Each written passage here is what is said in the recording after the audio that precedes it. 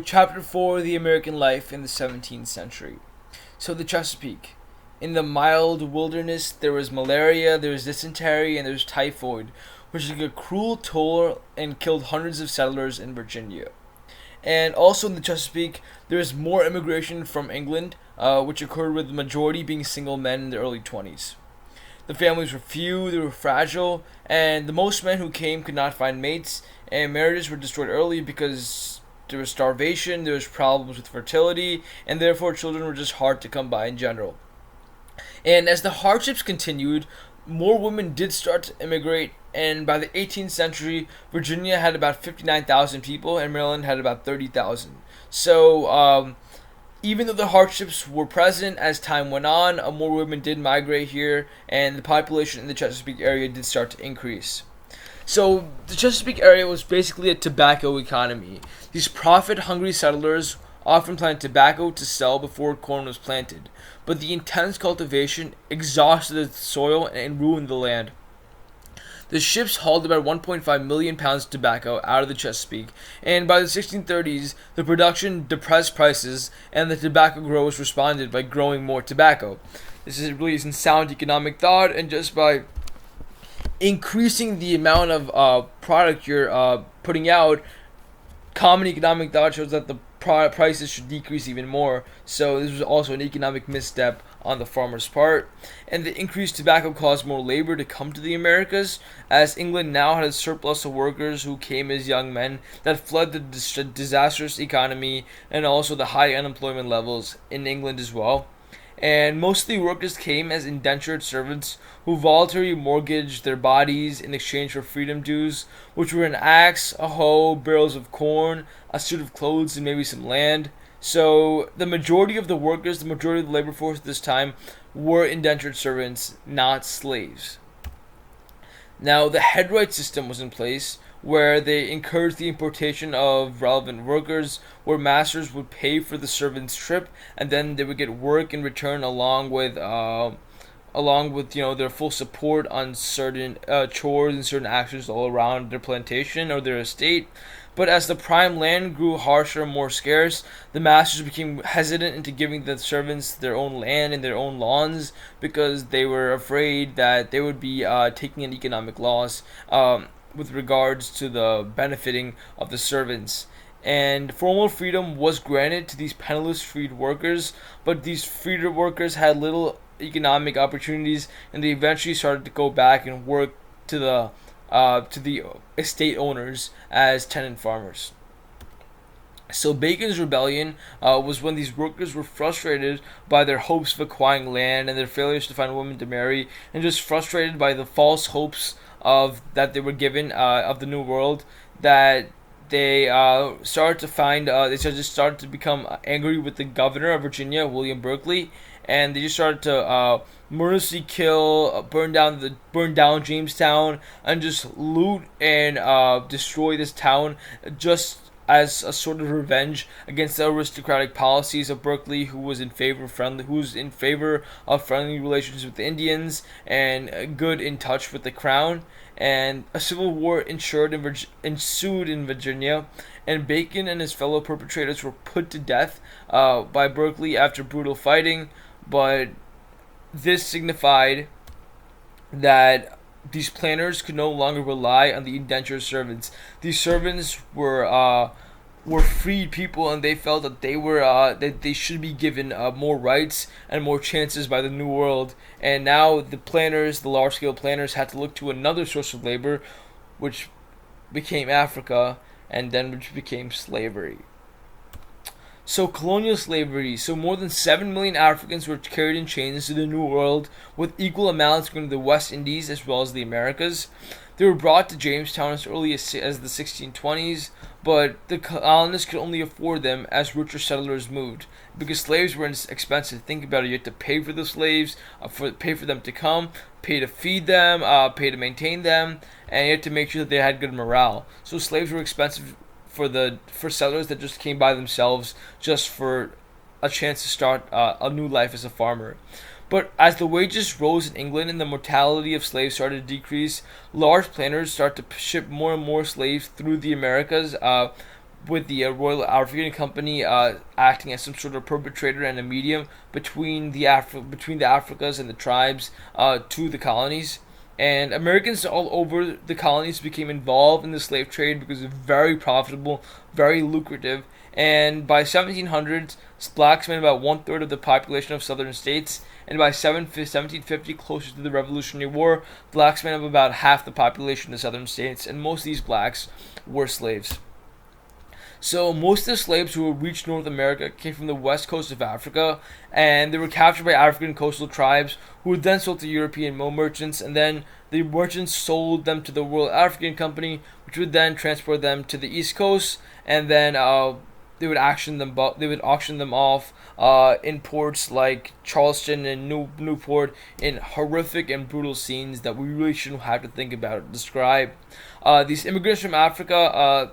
Some of them did gain freedom, but as the 17th century dawned, the white colonists didn't like how these black people were free and on the same level as them, and they instituted slave codes that demoralized the enslaved blacks. And these codes were just horrific. They made it illegal to teach slaves how to be literate, and slavery was initially an economic system and a system to own people as slaves, a system to own property to help function their economic growth, but eventually it turned into a system of racial oppression and white superiority. So the good old South. So owning the slaves and these vast domains of land allowed large plantations to rule the southern economy and monopolize the political powers, with families like the Washingtons and the Lees controlling the Virginian affairs, which became known as the FFVs, or the First Families of Virginia. And most of the Southerners were hardworking laborers who were in charge of smaller farms or part of larger plantations. Most of them didn't own these large plantations by themselves and were like the stereotypical playing the violin while they had thousands of slaves toil. Most of them were farm workers by themselves that had one or two slaves and owned land. The largest groups were the small farmers, obviously, and below them were the indentured servants. But the indentured servants still had a chance to get to free because the slaves were below the indentured servants, and they were obviously the lowest status of all the people in the South. So the cities in the South. So some Southerners became lawyers and businessmen, but most of the life in the economy was based on agriculture and revolved around these great plantations. Waterways were the form of transportation in the South, mainly because the roads were poorly built and they were often affected by the bad weather.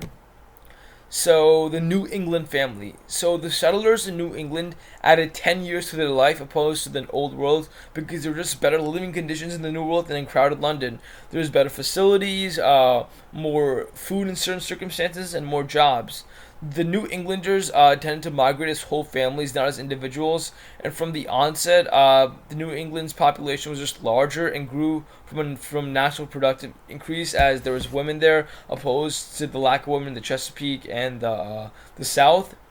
A larger number of families were broken by several mothers, and as a result, large families was definitely result in the growth of the New England colonies. And as a result of these large families, New England always had a larger population than the other parts of the country, or the colonies, since they really weren't a country yet. So the fragility of the southern families advanced the economic security of women who had to leave the family, while the New England families were fully run by men. Women could not really vote in the New World because of where they were, but New England authorities made sure that the men had more power than the women in all aspects of life with regards to the Puritan lifestyle, while in the South, when the men sometimes had to farm, the women were on equal playing field, and in some cases head of the household. This really wasn't the same case in New England, where it was all industrialized sectors, so the men could still control all aspects of the societal norms. And the laws of Puritan New England were meant to defend marriages and make sure that divorces were rare and social infractions were not, common, because they wanted to keep the same Puritan values that they initially set out to have, regardless of the large amounts of immigrants moving there, and regardless of the large number of burgeoning families occurring. The Puritans made for a very unified society, that they were very connected communally.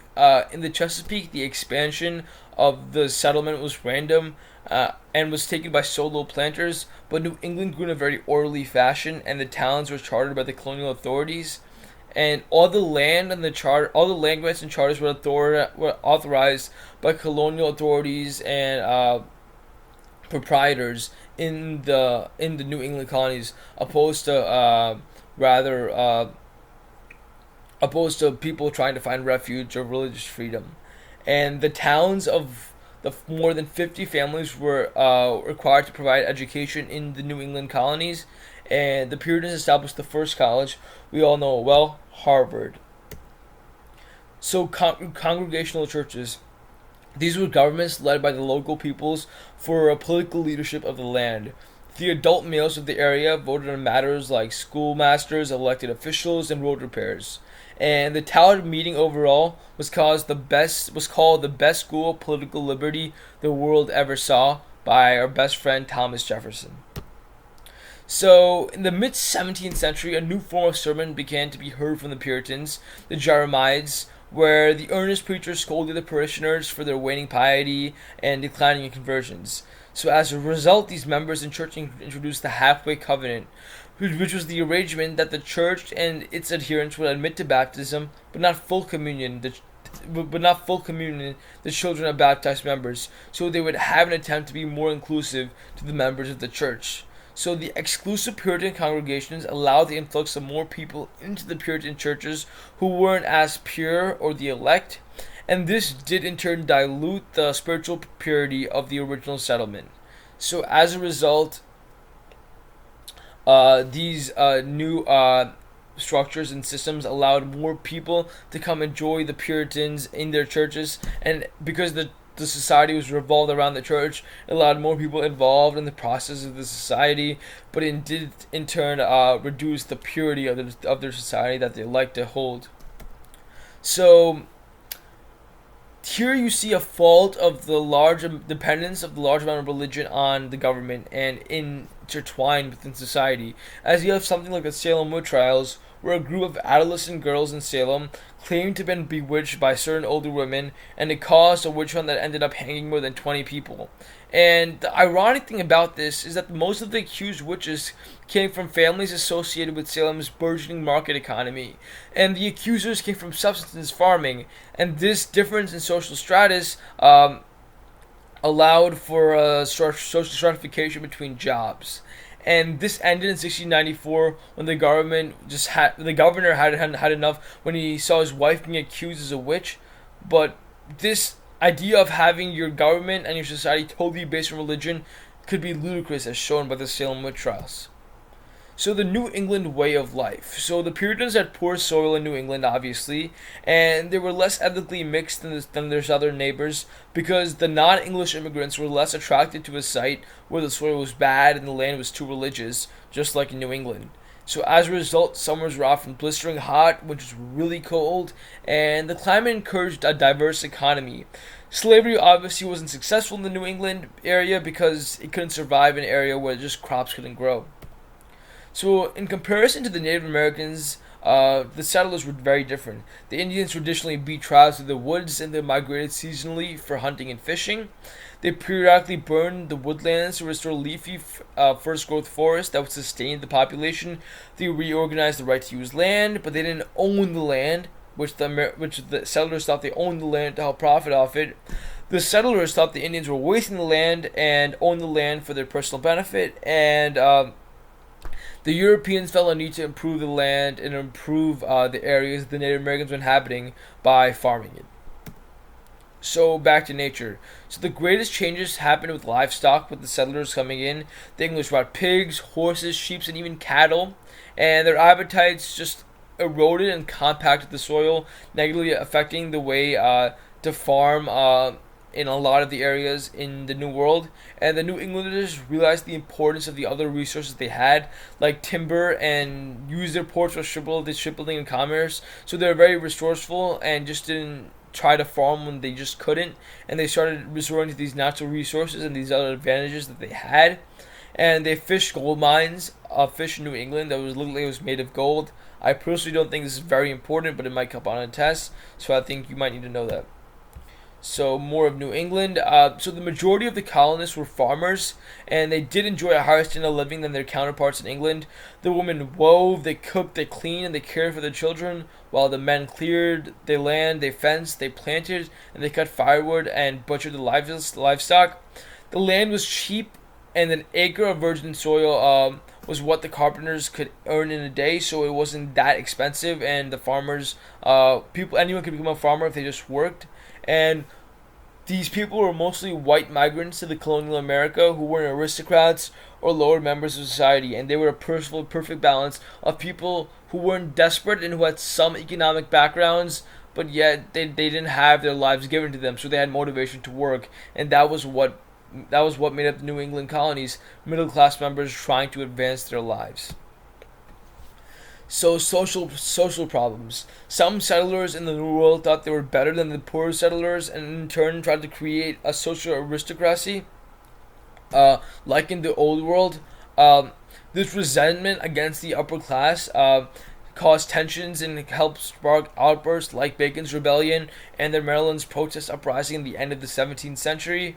And in New York specifically, animosity between the landholders and the aspiring merchants caused Leisler's Rebellion, a 2-year insurgency from 1689 to 1691, where there was bloodbaths, there was murders, there was actual some sort of even torturous violence between the upper and the lower classes, as the people who thought they were just better just because they were richer tried to control the economy, tried to control the society, and the farmers and the lower members of society thought they came to the New World to get rid of that whole aristocracy and the class system, and that in turn was Leisler's Rebellion.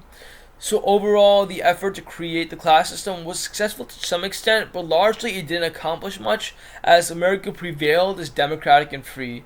For all white people, of course, but it was still democratic and free. It still was a free-based society where people had the freedom to commit any single action that they choose. And it was starkly different than the old world where social status determined your entire life. Well, this is the end of chapter 3. Thank you for listening, and I hope you chapter 4. Thank you for listening, and I hope you tune in for chapter 5. Thank you.